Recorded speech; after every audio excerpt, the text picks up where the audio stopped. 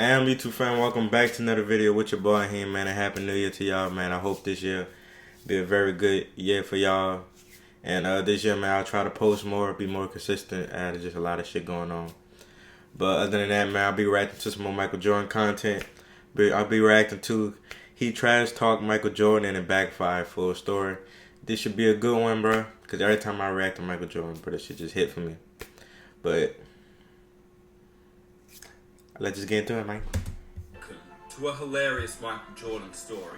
On the day that a heckler kept antagonizing Jordan in a game in early 1995. And this story proves why you never talk trash to MJ, because if you do, it's gonna backfire. Now, I want to give full credit to the man that created and filmed this Michael Jordan documentary called Meeting Michael. His name is Adam Contrast, and all his links will be down below, linked in the description.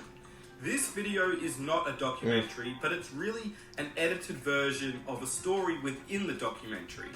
It's known as one of Jordan's greatest trash-talking moments, and in this video I really wanted to piece in clips, interviews, highlights from the game in 1995 versus the Cleveland Cavaliers, and break it down for you in a short and condensed version. But if you did want to watch the full documentary, I'll leave it linked down below in the description. And a huge shout out to Adam for his amazing work. If you appreciate the time and effort it takes to create these videos, I'd really appreciate if you guys could hit that like button. Let's aim for 23,000 likes for the next video. Be sure to hit that subscribe button and that notification button so you are notified when a new story is released.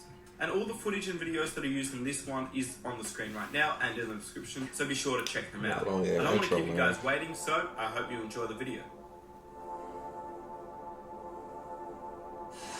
I lose the sense of motivation and sense of to prove something as a basketball player. It's time for me to move away from the game of basketball. We're seeing the end of a terrific era here. This man really retired twice. The word that Michael Jordan was officially returning to the NBA was made at about 1 o'clock Central Time today. He was a little different player. He had trained for baseball. His body was a little bit different. He was a little stronger, lower body, and didn't have that much pop as he had. In typical Michael fashion, he knew how to adapt his game. He became kind of a post-up player, hit those fadeaways. Michael played 13 games in the regular season with us, and we made the playoffs. It's all over and the Bulls season comes to an end. I think that really set the stage, at least for Michael. That nigga really beat them. He is, stepping up to challenges and not liking to lose. Came back the next year with a vengeance. With his dedication to the game, he kind of forces everyone else to come along or get out.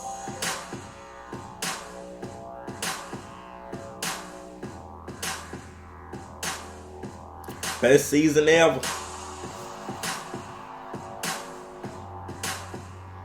72 wins is crazy, bro.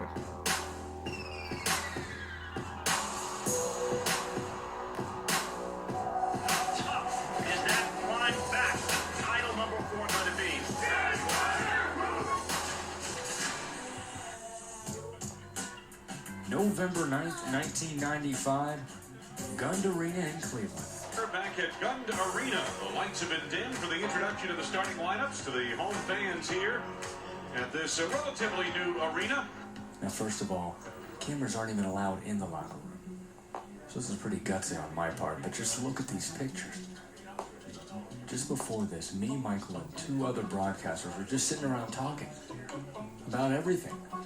But it would have been a little awkward to have picked up the camera then. I think the moment would have been kind of spoiled. So these are the shots I got. Okay, more from the locker room later. Now on to the game.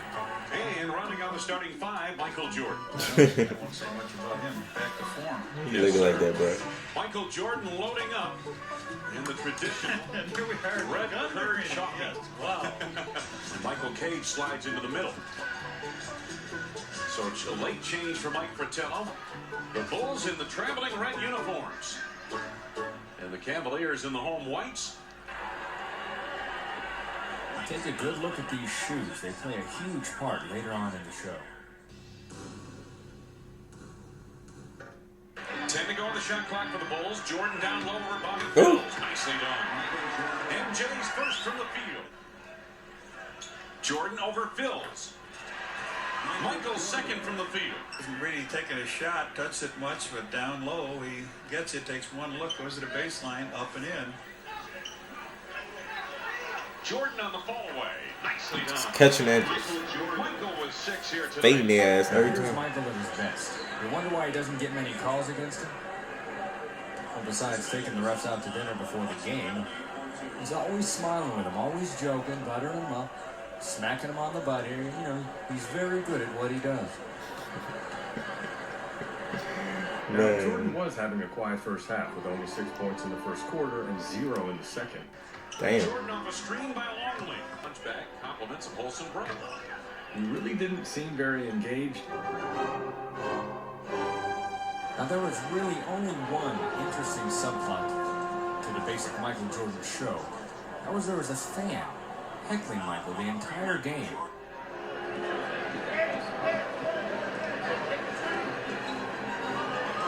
Oh, yeah, fucked up, bro. 12 to go in the shot clock for the Bulls. Scored some points in the early games, but he's really got to get himself going. Michael hard shot off the glass.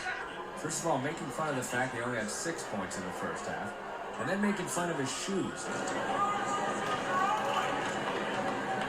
You don't rag on Jordan's shoes, especially not that little guy right there. Now, Jordan seemed basically oblivious. Kept playing. So Jordan starts to get more involved. Simpkins tipped it out to Michael, and Jordan with a chip shot has 8 points in the game. And then Jordan fouls Brandon. Brandon, nice duck in on Jordan, and he draws the foul on Michael. And that's when the heckler takes it one step too far.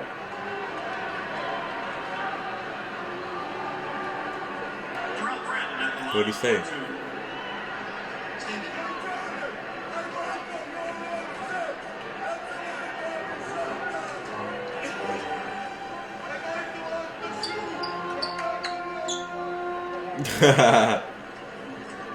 Making fun of his shoes, telling him to go back to the old ones that he played better.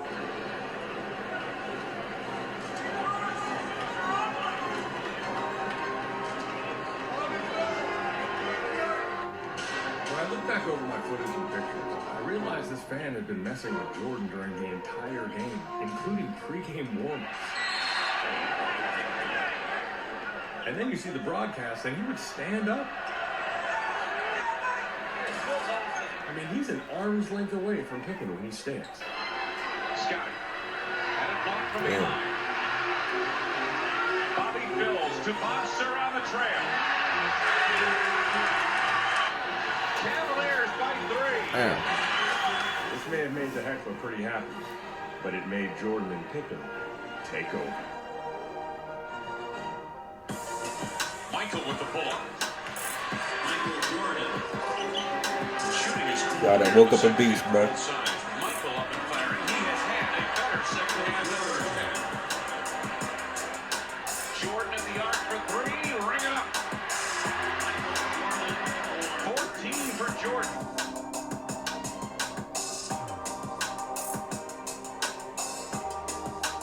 When you watch him, there's just no way you could guard this guy. He's just too quick. Jordan dealing baseline. Pretty move. Yes, sir. 29 for Michael. All of this leading to one of the most memorable answers to a heckler I've ever seen.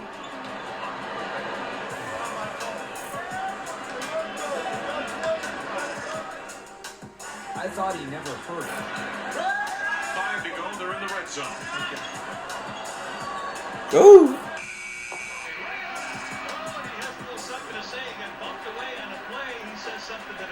Get it off, and he gets a little bump, falls away, shoots, he knows it's in, he turns to Mike Fratello and says, see ya. After this shot to go up 16, however, I got my answer. After this shot, drains it, points to the heckler, and then starts yelling at him. What? Right back to Michael for 3. Ring it up. Man, that's all he wanted, bro. That's all he wanted. And a happy birthday to Joe Kosbach. Switcher back to Chicago. We hope he's enjoying the game here. Michael shot that one for you, Joe. He points to the heckler, and then trash talks it.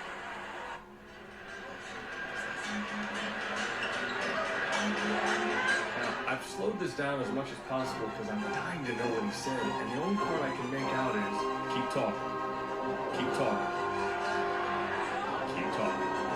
And the fan does. He gets right back in his face. is uncomfortably close to Jordan here, and I'm actually stunned the ref didn't talk to him. Shit, that would have been LeBron. LeBron had that nigga kicked out. He was in good spirits. It was the only time I saw him smile the whole game. The Cavs were still scrapping though, but it made little difference as MJ gets his 23rd point of the half.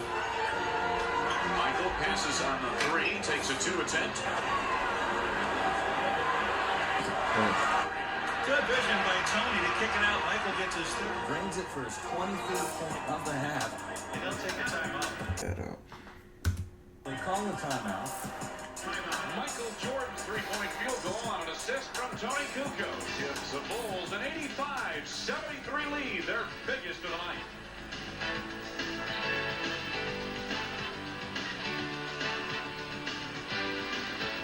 And when he goes on the bench, watch what he does next.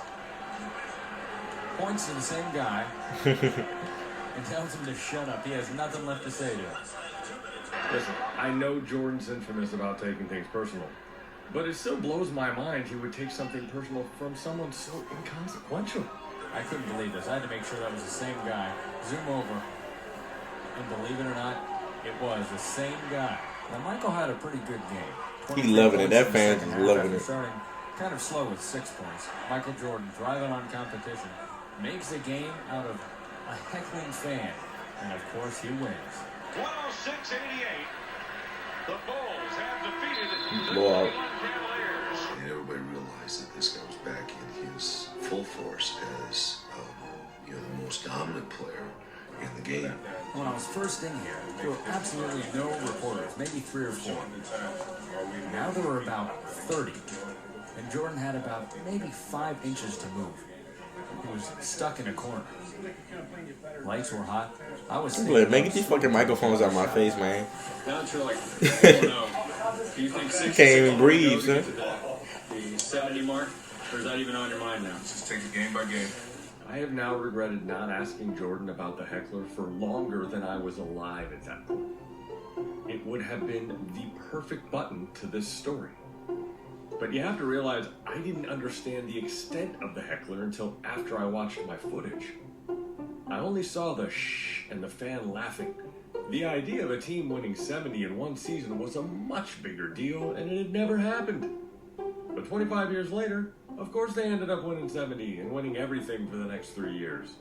And the standout thing that I captured that day ended up being this side story about Jordan's remarkable ability to turn anything into motivation. So it was no secret that with the addition of Rodman, this team was going to be so good they could eclipse the all-time record of 69-13.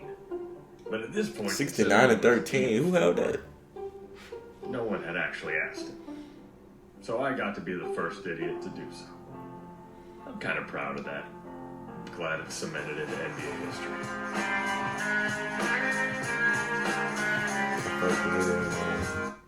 Hey man, y'all like this video, man? Give this video a like, comment, and subscribe for your boy He, man.